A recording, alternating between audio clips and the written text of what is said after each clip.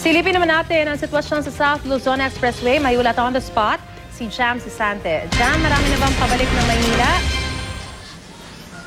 Yes, Marisa, ngayon maluwag pa ang daloy ng trapiko sa parehong northbound at southbound lanes ng South Luzon Expressway.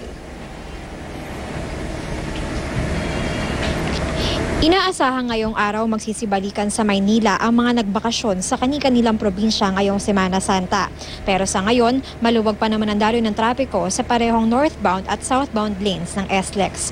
Ayon sa Traffic Control Center ng SLEX, inaasahang magsisimulang magsikip ang daloy ng trapiko mamayang bandang alas 5 ng hapon, partikular sa Calamba at Ayala Toll Plazas. Upang maiwasan ang build-up para sa lalabas sa Calamba exit, maaari nang magbayad ng toll sa Santa Rosa, Iton at Silangan Toll Plazas.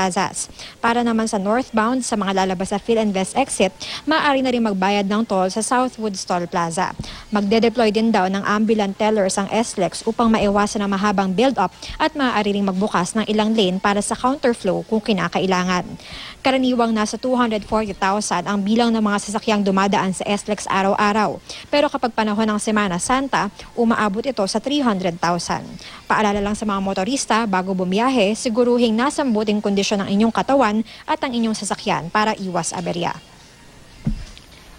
Marisa, ngayon ay may naitala ng insidente ng 17 daw na stalled vehicles, karaniwan dahil sa overheating o mechanical failure, pero na-clear na naman daw ang mga sasakyan na ito. At sa ngayon, wala naman naitalang masamang insidente tulad ng mga banggaan o naman. Maris. Maraming salamat, Jam Sisante.